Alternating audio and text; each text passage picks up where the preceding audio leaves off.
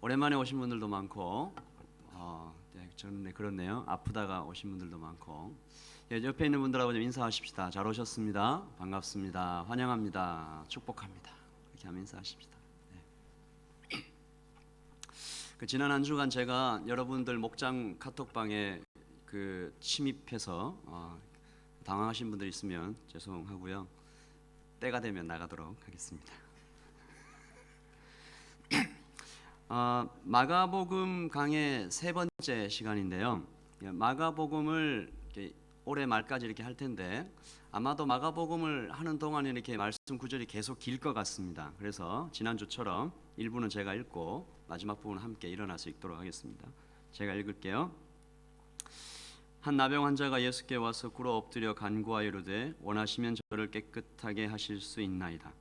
예수께서 불쌍히 여기사 손을 내밀어 그에게 대시며 이르시되 내가 원하노니 깨끗함을 받으라 하시니 곧 나병이 그 사람에게서 떠나가고 깨끗하여진지라. 곧 보내시며 엄히 경고하사 이르시되 삼가 아무에게 아무 말도 하지 말고 가서 내 몸을 제사장에게 보이고 깨끗하게 되었으니 모세가 명한 것을 들여 그들에게 입증하라 하셨더라. 그러나 그 사람이 나가서 이 일을 많이 전파하여 널리 퍼지게 하니 그러므로 예수께서는 다시는 드러나게 동네에 들어가지 못하시고 오직 바깥 한적한 곳에 계셨으나 사방에서 사람들이 그에게로 나아오더라. 수일 후에 예수께서 다시 가버나움에 들어가시니 집에 계시다는 소문이 들린지라. 많은 사람이 모여서 문 앞까지도 들어설 자리가 없게 되었는데 예수께서 그들에게 도를 말씀하시더니 사람들이 한 중풍병자를 네 사람에게 메워 가지고 예수께로 올세 무리들 때문에 예수께 데려갈 수 없으므로 그 계신 곳에 지붕을 뜯어 구멍을 내고 중풍병자의 누운 상을 달아내리니 예수께서 그들의 믿음을 보시고 중풍병자에게 이르시되 작은 자여 내 죄 사함을 받았느니라 하시니 어떤 서기관들이 거기에 앉아서 마음에 생각하기를 이 사람이 어찌 이렇게 말하는가 신성 모독이로다. 오직 하나님 한 분 외에는 누가 능히 죄를 사하겠느냐. 그들이 속으로 이렇게 의논하는 줄을 예수께서 곧 중심에 아시고 이르시되 어찌하여 이것을 마음에 생각하느냐. 중풍병자에게 내 죄 사함을 받았느니라 하는 말과 일어나 내 상을 가지고 걸어가라고 하는 말 중에 어느 것이 쉽겠느냐. 그러나 인자가 땅에서 죄를 사하는 권세가 있는 줄을 너희로 알게 하려 하노라 하시고 중풍병자에게 말씀하시되 내가 내게 이르노니 일어나 내 상을 가지고 집으로 가라 하시니 그가 일어나 곧 상을 가지고 모든 사람 앞에서 나가거늘 그들이 다 놀라 하나님께 영광을 돌리며 이르되 우리가 이런 일을 도무지 보지 못하였다 하더라. 다 함께 일어나서 교독하도록 하시겠습니다. 예수께서 다시 바닷가에 나가심에 큰 무리가 나왔거늘 예수께서 그들을 가르치시니라.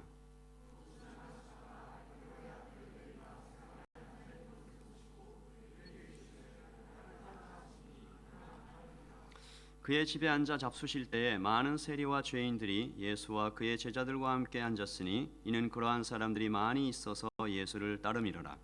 바리새인의 서기관들이 예수께서 죄인 및 세리들과 함께 잡수시는 것을 보고 그의 제자들에게 이르되 어찌하여 세리 및 죄인들과 함께 먹는가. 함께 읽겠습니다. 예수께서 들으시고 그들에게 이르시되 건강한 자에게는 의사가 쓸데없고 병든 자에게라야 쓸데있느니라. 나는 의인을 부르러 온 것이 아니요 죄인을 부르러 왔노라 하시니라. 아멘. 자리에 앉아 주십시오. 지난주 마가복음 세 번째 시간에 우리는 예수님의 하루를 살펴보았습니다. 가버나움에서 보내신 하루 동안 예수님께서 세 가지 사역을 행하셨는데 티칭과 힐링과 프리칭이었죠.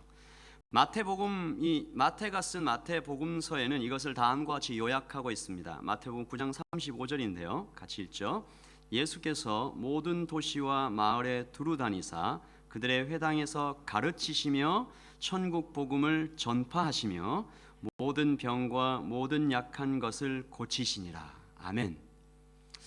저는 오늘도 이 귀한 사역들이 여러분의 목장과 우리 청년부에서 활발하게 일어나기를 소망합니다. 서로 가르치고 또 복음을 모르는 자들에게 복음을 전파하고 목장 안에서 육체적인 병이 나을 뿐만 아니라 영적인 병, 마음의 병도 낫는 일들이 모든 목장에서 청년부에서 활발하게 일어나기를 예수님의 이름으로 축복합니다. 우리는 이 귀한 세 가지 사역을 어떻게 감당할 수 있을까? 이런 힘은 어디에서 나올까 고민하다가 지난주 마가복음 1장 35절에서 한 가지 단서를 찾았는데 기도죠. 같이 읽읍시다. 새벽 아직도 밝기 전에 예수께서 일어나 나가 한적한 곳으로 가사 거기서 기도하시더니. 아멘. 그 기도를 통해서 예수님께서는 소란과 광야와 이 침범과 위협들을 다 이겨내시고 이 사역들을 지속할 수 있으셨죠. 여러분 마음속으로 한번 대답해 보십시오.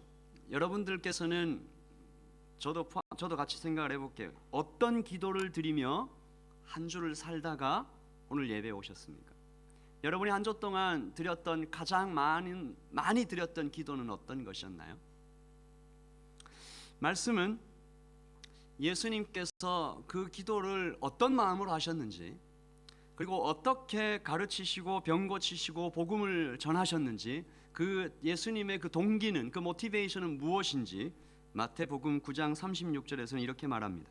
무리를 보시고 불쌍히 여기시니, 무리를 보시고 불쌍히 여기시니 이는 그들이 목자 없는 양과 같이 고생하며 기진함이라. 예수님의 눈에 비친 사람들은 목자 없는 양이 이리저리 헤매다가 고생하며 지쳐 쓰러져가는 모습, 즉 불쌍하게 보였다, 그렇게 되어 있습니다. 마태복음서에 나와 있는 이 고생하다라는 뜻의 헬라어는 원뜻은 가죽을 벗기다, 칼로 썰다 이런 뜻이래요. 그래서 극심한 고통이나 걱정, 약탈 또는 타글진한 상태를 말합니다. 특히 목자 없는 양이라 그랬으니까 그 당시에 주로 백성들을 올바로 인도해야 될 종교적 지도자들, 바리새인과 서기관들이 오히려 그 백성들을 탄압하고 학대하고, 성경에는 심지어 천국에 들어가지 못하도록 방해한다라고까지 써 있습니다.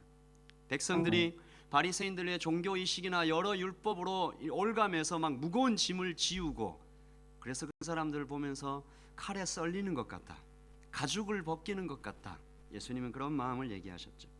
그리고 기진하다, 지쳤다, 이 뜻은요 술에 만취하거나 극심한 고통으로 인해서 이렇게 추락하는 그런 상태를 뜻합니다.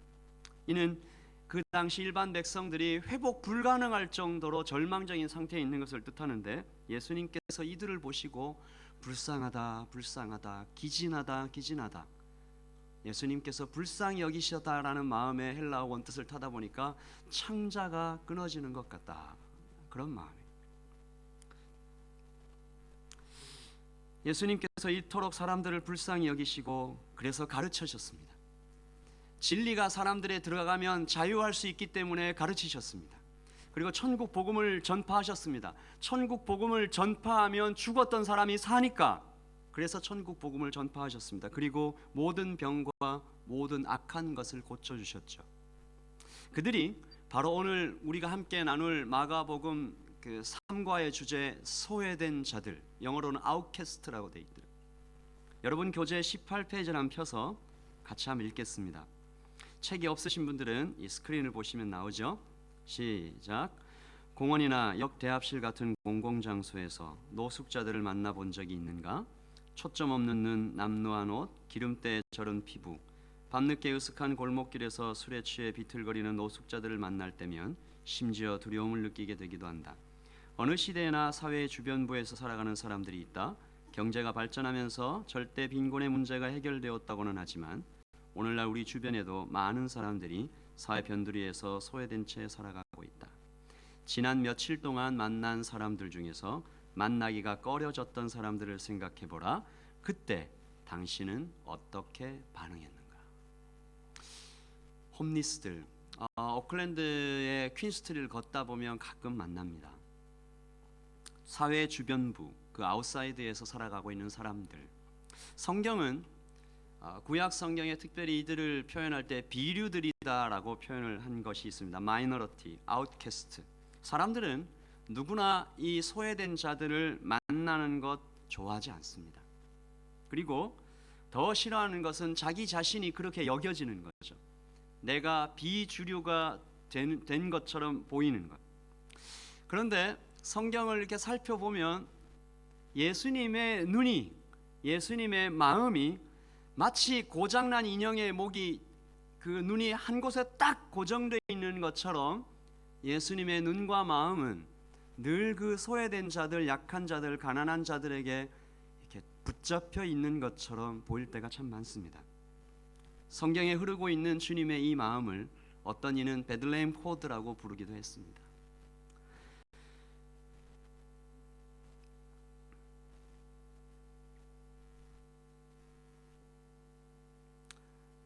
저는 그런 사람들이 교회 밖에만 있을지도 모르겠다라는 선입견이 있었던 것 같습니다.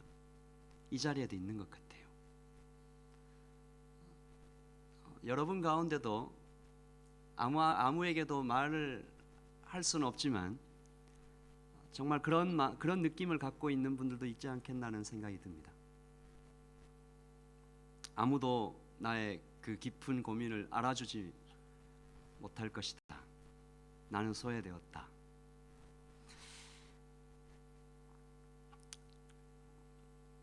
주님을 만나려면 이 소외된 사람들의 마음을 알아야 되지요. 그런데 주님을 만나려면 우리가 꼭 불쌍해져야 할 필요는 없습니다. 일부러 가난해지고 고통을 당해야 될 필요도 없습니다. 그래서 최대한 주님의 동정심을 이끌어내기 위하여 내가 일부러 그 낮은 곳에 나 스스로를 학대하며 그곳에 갈 필요도 없습니다. 왜냐하면 우리 인생의 본질이 원래 그렇게 불쌍한 것이기 때문입니다. 우리가 솔직하게 가슴에 손을 얹고 한번 생각해 보십시다. 이번 한 주간 여러분은 얼마나 행복했습니까? 한번 잘 대답을 해보세요. 아침에 태양이 떠오르는 것이 너무너무 기대된 사람, 한번 손 들어보세요. 제가 이렇게 얘기를 하면 하나씩 손 들어보세요.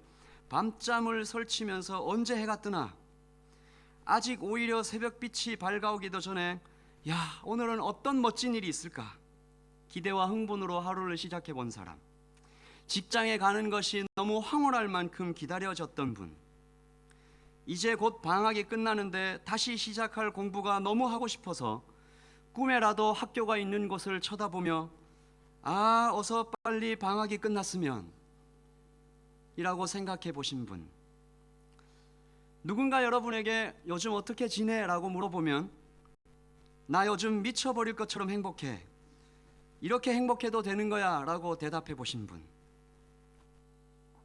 제가 너무 극단적으로 얘기하고 있는지도 모르겠지만 우리네 인생이요, 청년의 때라도 아닌 척하고 있을 뿐이지 결국은 본질적으로 행복하지 않은 상태가 압도적으로 더 많다라는 것을 저는 말하고 있습니다. 여러분이 자신이 온몸으로 말하고 싶겠죠. 나는 괜찮아, 나는 불행하지 않아, 나는 비류가 아니야 라고 말하지만 우리 중 그 어느 누구도 목자 없는 양의 범주에서 크게 벗어나지 않는 것입니다. 예수님 안에 있을 때보다 예수님 밖에 있는 것 같을 때가 참 많아요. 예수님께서는 우리 안에 있는 그 불완전성을 꿰뚫어 보시면서 우리 속에 울고 있는 그 아이를 바라보시면서 불쌍하다 그렇게 말해 주신 것입니다. 저는 오늘 말씀 가운데 소개된 4명의 이 불쌍한 자들, 소외받은 사람들을 소개하려고 합니다. 그들 중 3명은 밖으로 드러난 소외된 사람들이며 누구나 봐도 참 불쌍하다 여길 만한 사람이고, 나머지 1명은 숨겨져 있는 비류입니다. 그들 모습 속에 비친 나의 모습을 좀 살펴보고 동시에 이웃들을 좀 발견하고 그들을 불쌍히 여기시는 주님을 따라 우리도 남을 치유하고 남도 돕는 공동체가 되기를 바라면서 우리 한번 이 4명을 좀 살펴보도록 하겠습니다. 첫 번째는 한센병자, 레프로시, 나병 혹은 문둥병이라고도 부르는 병에 걸린 사람입니다. 몸의 감각이 없어지고 흉하게 됩니다. 당시 사람들은 문둥병, 이 나병을 하나님께 저주받아서 걸린 병이다 이렇게 생각했습니다. 이 병은 전염병으로 알려져 있었고 그 병에 걸리고 나서 다 나은 것 같이 보여도 제사장이 정밀하게 진단한 후에 다 나았다라고 할 때에만 이 밖으로 격리됐던 사람을 안으로 불러들였습니다. 그러므로 이 병이 걸린 사람은요 그 병이 낫지 않으면 평생 죽을 때까지 그의 가족과 만날 수도 없고 그가 살던 고향에서 멀리 떨어져서 혼자 살아가야만 했습니다. 그뿐만이 아닙니다. 레위기는 이 나병 환자가 어떻게 이 길을 걸어가야 되는지 말하고 있는데요.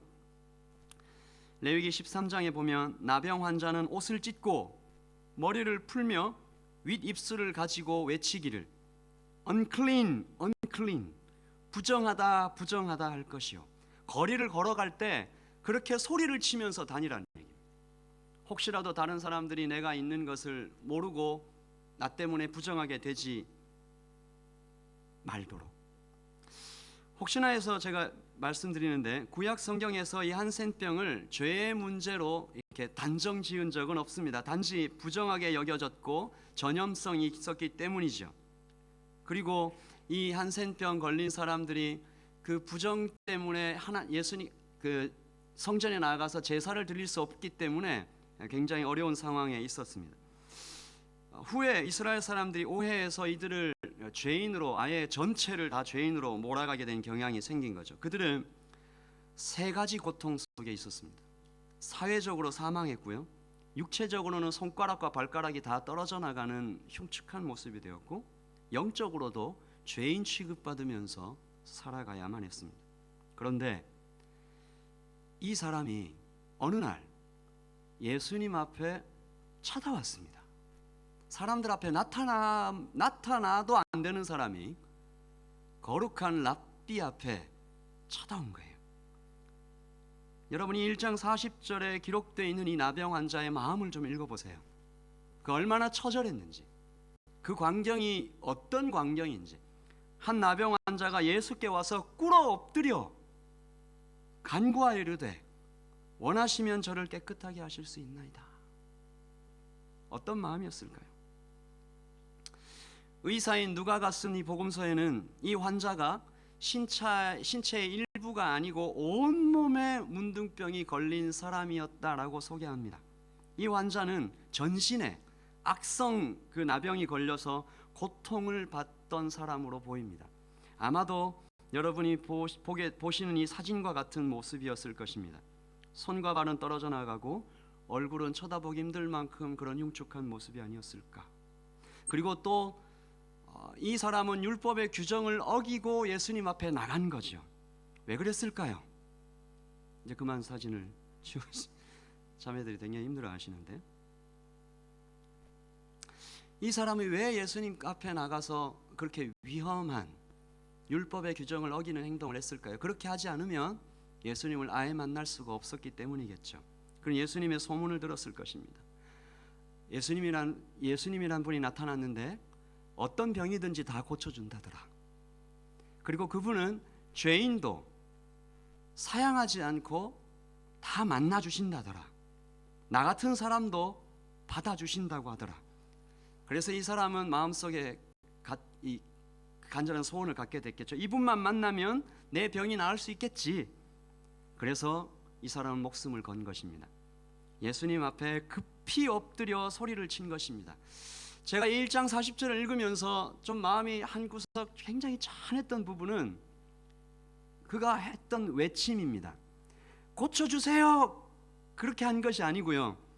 당신께서 원하시면 나를 깨끗게 하실 수 있습니다. 그렇게 말했어요.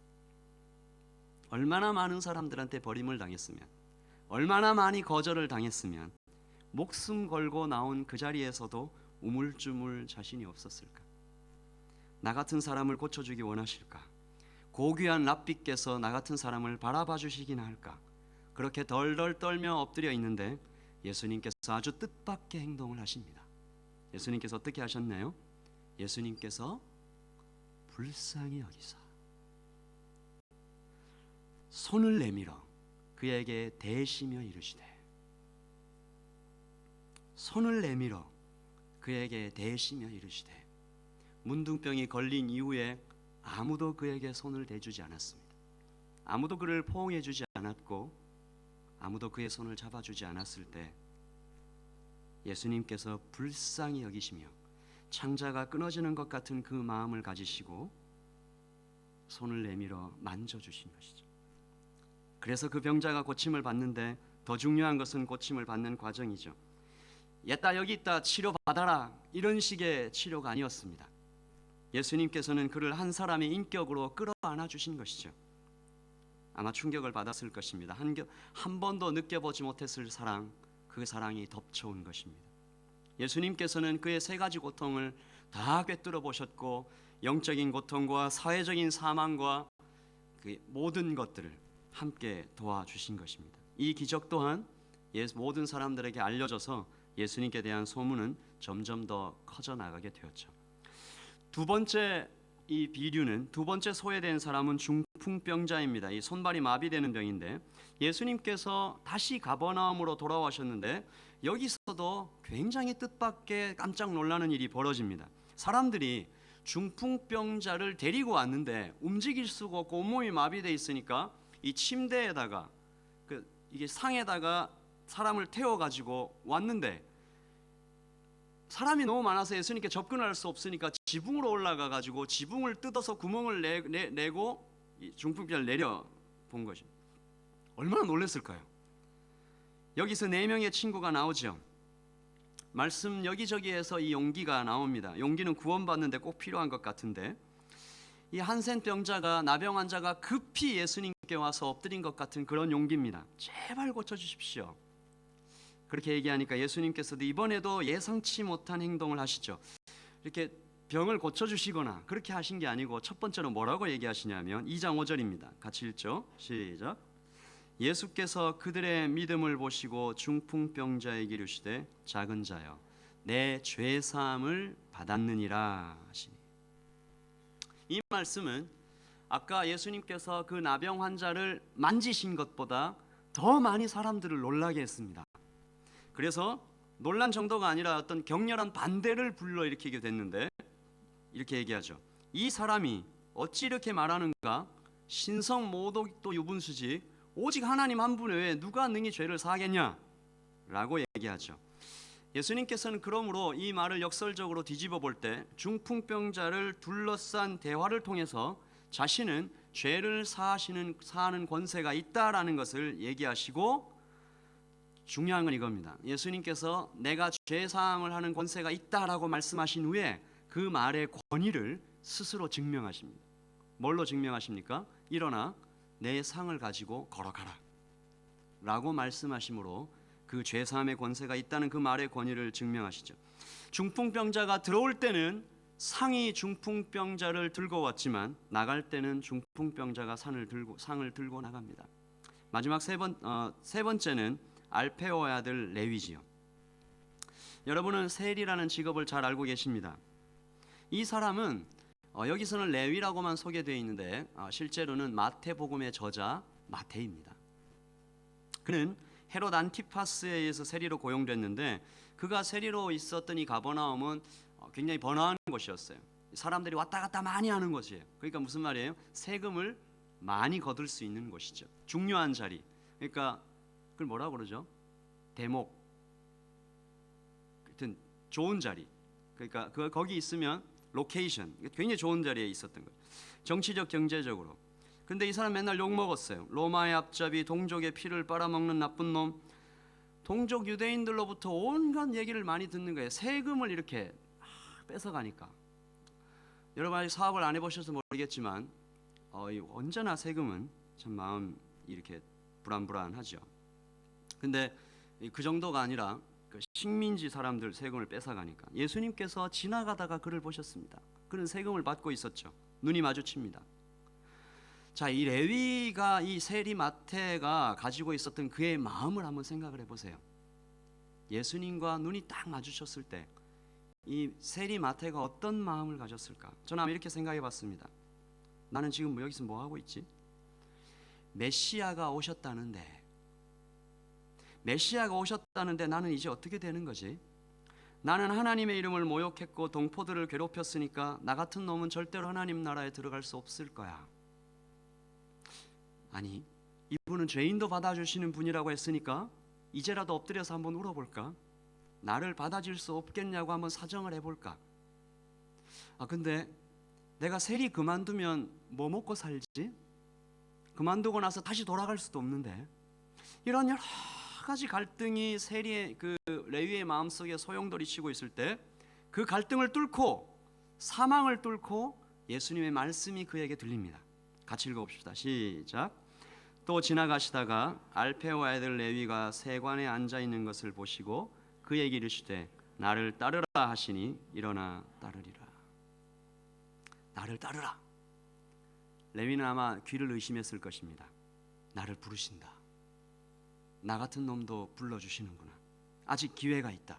그리고 일어나서 따릅니다. 즉시 따릅니다. 그리고 곧 알게 되고 후회하죠. 왜 내가 갈등을 했을까? 이렇게 좋은 것이 있었는데 내가 왜 갈등했을까?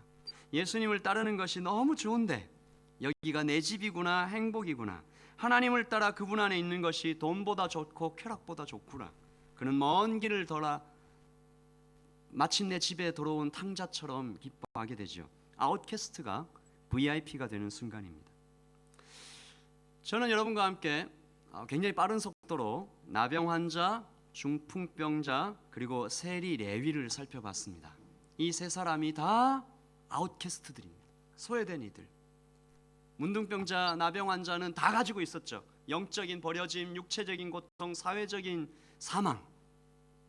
중풍병자는요, 영적으로는 그 버려짐을 당하지는 않았을지라도 육체적으로 완전히 묶인 사람이고, 세리 레위는요 영적으로 사회적으로 사망 상태에 있는 그런 사람이죠. 예수님께서 다 불러주셨습니다. 그리고 여러분에게 나머지 숨겨진 한 그룹을 소개하려고 합니다. 이 사람이 어쩌면 가장 심각합니다. 가장 심각한 아웃캐스트, 그 비류 인생들이 남아있는데요, 그들은 바로 서기관들입니다. 사도 마가는 아주 치밀하고 의도적으로 이 소외된 자들, 아웃캐스트들을 소개하고 있는데요, 그 순서가 재밌습니다. 여러분 잘 살펴보세요. 이 그래프를 한번 띄워주세요. 여기 보시면 겉으로 보이는 위크니스, 겉으로 보이는 어떤 것은 나병 환자가 제일 강합니다. 그리고 중풍병자, 세리 레위, 그리고 서기관의 순서로 낮아지죠. 서기관들은 겉으로 볼 때는 아무 문제가 없어요. 오히려 자기 자신을 의인이라고 얘기해요. 근데 보이지 않는 그 위크니스, 하나님께서 보시는 그 정말 그 심각한 영적인 그 더러움, 돌이킬 수 없는 인비지블 위크니스는 서기관들이 가장 강합니다. 그래서 이 사도 마가는 이런 순서로 쭉 배치를 해놓은 거죠. 속으로 골마 터진 치명적인 병은 나병 환자보다 중풍병자가 더 심했고, 세리 레위가 더 심했고, 서기관들은 아예 절망적일 정도입니다. 서기관들을 제일 마지막과 중간에 배치함으로써 그들을 신랄하게 비판하고 있는 것이죠. 나병 환자는 육체적, 사회적, 영적 고통 다 가지고 있었고 몸 여기저기 썩어갑니다. 중풍병자 사정이 좀 낫지요. 움직일 수는 없지만 최소한 몸이 썩지는 않았고 사람들의 돌봄도 받습니다. 가족하고 함께 있을 수 있습니다. 레위는 겉은 멀쩡합니다. 사람들에게 욕을 얻어먹긴 하지만 그래도 레위 앞에 오면 굽신굽신하지요. 그런데 이 절대 변하지 않을 것 같은 이 고통의 순서에 예수님께서 등장하시면 극적인 반전이 일어나는 것입니다. 나병 환자가 어떻게 했죠? 나병 환자는 찾아왔습니다. 나병 환자는 목숨을 걸고 예수님 앞에 꿇어 엎드렸습니다. 왜 그랬을까요? 겉으로 보이는 고통이 너무 컸기 때문에 자신도 자신을 죄인이라고 인식하고 있었고, 겉으로도 그 고통들이 너무 컸기 때문에 다른 방도가 없으니까, 너무 심각한 고통 속에 있었으니까 예수님 밖에는 방법이 없었으니까 찾아와서 무릎 꿇었어요. 중풍병자는 그래도 친구들이 있어서 그 믿음과 함께 와서 이렇게 고침을 받았죠. 레위는 찾아가지 않았습니다. 레위는 속으로 갈등하고 있었습니다. 예수님께서 와서 불러주셨죠. 서기관들은 어땠습니까? 찾아가기는커녕, 예수님의 말씀을 들으면 반응하기는커녕 오히려 예수님을 욕합니다. 결정적으로 이 서기관들은 자기 자신이 병도 없고 사회적으로도 훌륭하고 영적으로도 문제없는 의민이요, 모범시민, 그리고 좋은 인생을 살고 있다고 여기고 있습니다. 고통이 없다고 여겼죠. 예수님께 엎드리지도 않았고 친구들에게 이끌려오지도 않았으며 예수님의 말씀에 귀도 기울이지 않습니다. 그들이 이렇게 말합니다. 2장 7절에 이 사람이 어찌 이렇게 말하는가? 신성모독이다. 2장 16절에 보면 바리새인의 서기관들이 예수께서 죄인 및 세리들과 함께 잡수시는 것을 보고 같이 읽읍시다. 시작. 그의 제자들에게 이르되 어찌하여 세리 및 죄인들과 함께 먹는가 하더라. 친절하게 얘기한 것이 아닙니다. 비난하듯이 비꼬듯이 그렇게 얘기하고 있는 것입니다. 여러분, 사도 마가는 이 마가복음을 통해서 무엇을 고발하고 있는 것입니까? 서기관들아, 나병 환자가 아니라 중풍병자가 아니라 너희가 욕하고 있는 레위가 아니라 너희가 가장 썩었다. 너희가 가장 불쌍하다. 너희가 가장 하나님께로부터 멀리 떨어져 있는 그런 사람들이다. 사랑하는 청년 여러분, 가장 심각한 문제를 그것도 여러 개나 가지고 있었던 나병 환자가 가장 먼저 등장하고 가장 먼저 고침을 받습니다. 힘도 없고 용기도 없고 의지도 없이 주저앉아 있었던 세리도 예수님의 말씀을 듣고 순종함으로 고침을 받습니다. 최소한 나는 은혜 없이는 죽을 수밖에 없는 자다.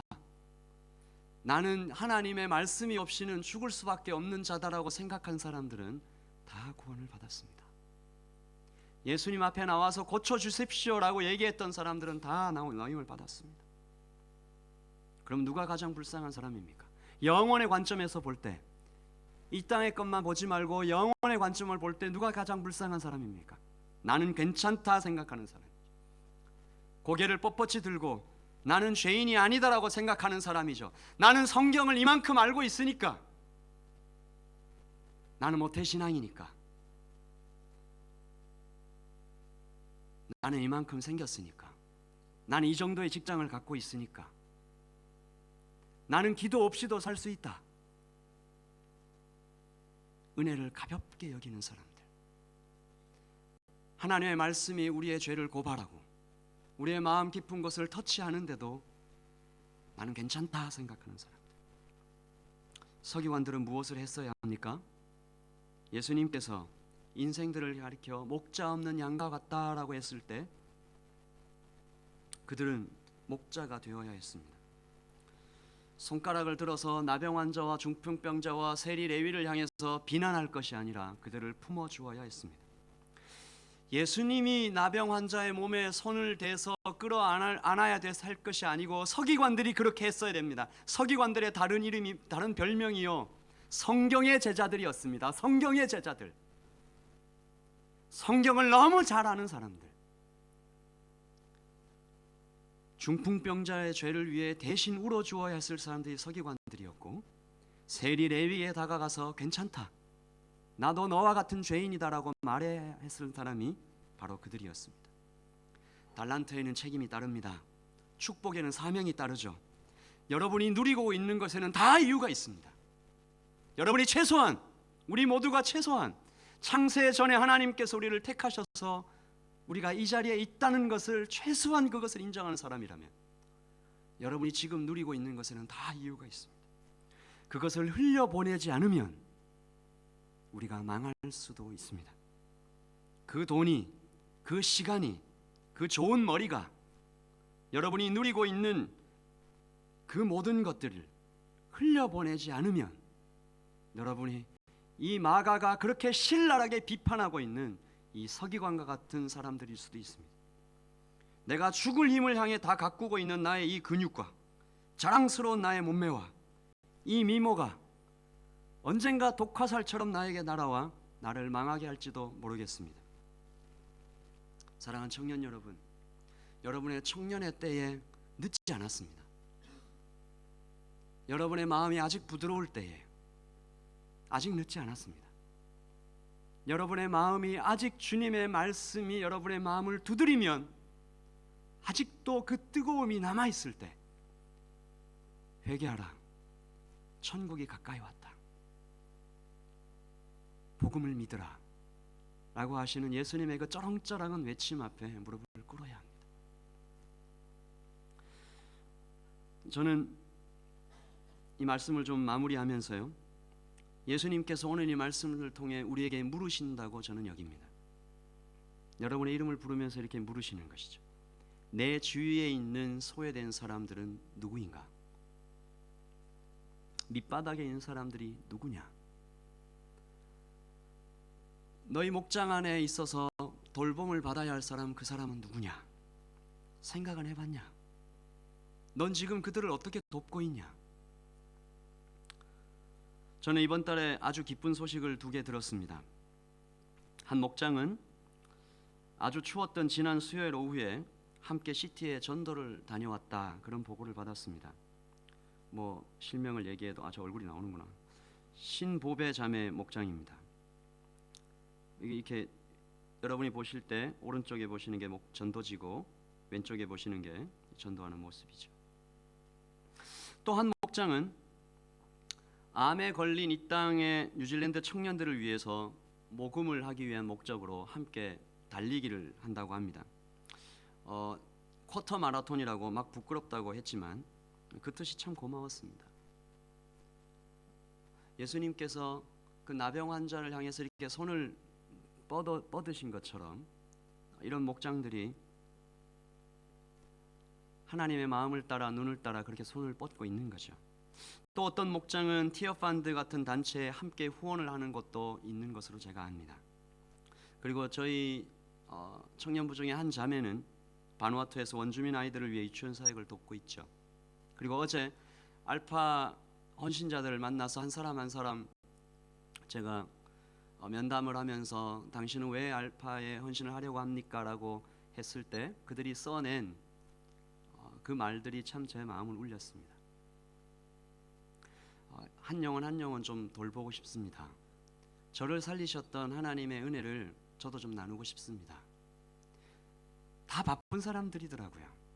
근데 그렇게 토요일을 12주를 그렇게 섬겨주겠다고 이렇게 나온 것들을 보니까 얼마나 마음이 따뜻한지요. 사랑하는 청년 여러분, 이렇게 시작하는 겁니다. 작은 것부터 하나씩 하나씩, 청년의 때 할 수 있는 것부터 하나씩 하나씩 시작해서 이 경험이 계속 모아지면 우리의 체질이 바뀌고 우리의 관심이 바뀌고 결국 꿈이 이루어질 것입니다. 저는 내년 하반기쯤 되면 25명의 청년 교사가 세워지고 그 청년 교사와 함께 8명의 간사님들이 이 청년부 곳곳에서 성경 공부를 하고 있는 모습들, 그런 꿈을 꿉니다. 이쪽에서는 복음서를, 저쪽에서는 역사서를 공부하면서 어떻게 내가 말씀 앞에 설 수 있을까? 그리고 청년부 250명의 10%, 약 25명은 항상 소외된 자들의 친구가 되기 위해 세계 곳곳에 나가서 일하고 있는 꿈을 꿉니다. 그들 중 한 명이 들어오면 또 한 명이 나가고, 들어온 청년들은 다시 말씀으로 무장해서 직장 선교지로, 학원 선교지로 침투해 들어가는 꿈을 꿉니다. 사랑하는 청년 여러분, 여러분은 나병 환자입니까? 중풍병자입니까? 세리 레위입니까? 서기관들입니까? 나는 괜찮아. 저는 여러분과 함께 이 만화인 공동체와 함께 그런 꿈을 좀 꾸어보기를 원합니다. 이 땅 뉴질랜드에서 여러분이 이 사부 예배에 나와서 앉아 있을 수만 있다면 여러분은 최소한 세계 인구의 1%에 해당하는 사람들입니다. 여러분에게 하나님께서 주신 그 물질, 시간, 그 좋은 머리들, 양쪽 언어를 구사할 수 있는 그 능력들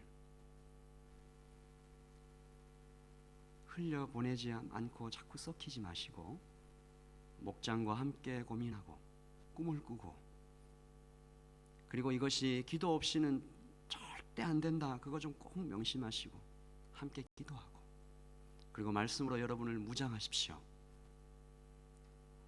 지식 없는 열정만큼 위험한 것도 없는 것 같습니다. 열정 없는 지식만큼 메마른 것도 없고요. 여러분과 함께 좀 기도하기를 원합니다.